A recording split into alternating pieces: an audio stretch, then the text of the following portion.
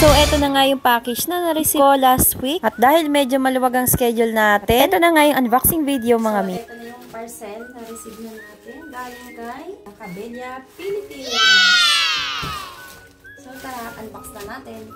So, itong parcel nga pala ay dumating last Thursday. Totoo lang, hindi ko talaga alam kung swerte nga ba talaga ako. Kasi hindi rin naman talaga ako mahilig magsasali sa mga raffle. Pero nung bata talaga ako, meron din ako natandaan na nanalo yung card na hawak ko. Tapos pinahawakan lang sa akin yon. And then, nung nagwo-work nga pala ako, nanalo nga pala ako ng mini ref sa Christmas party. Kaya lang, hindi ko na siya na-claim dahil nakauwi na ako ng mga time na yon. Anyways, mapunta tayo dito sa Cabela, Philippines. Second time ko nga pala mabunot sa raffle. Yung una kasi sa Neco Philippines. Shoutout nga pala kay Miss Andrada, thank you nga pala sa pagtag sa akin. So dahil sa iyo, nanalo ako dito sa Cabela, Philippines. At andito na lang tayo sa exciting part. Syempre, masaya tayo ngayon dahil finally makikita na natin kung anong laman ng package.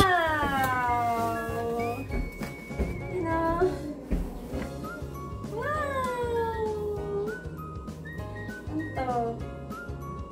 Pistachio cream.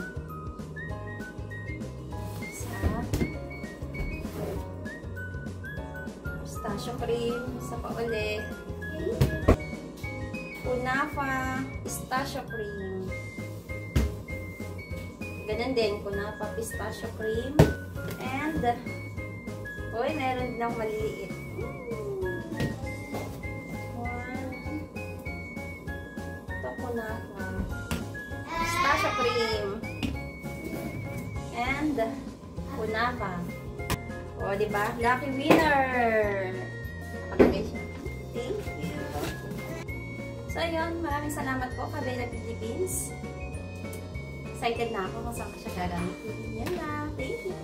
So, maraming salamat po, Cabela, Philippines. Ang dami nito. At excited na rin talaga ako gamitin to sa mga cakes. At talaga namang masasarap palalo yung mga cakes natin kapag gumamit tayo ng pistachio cream. So, hanggang dito na lang mga mi. Thank you so much for watching!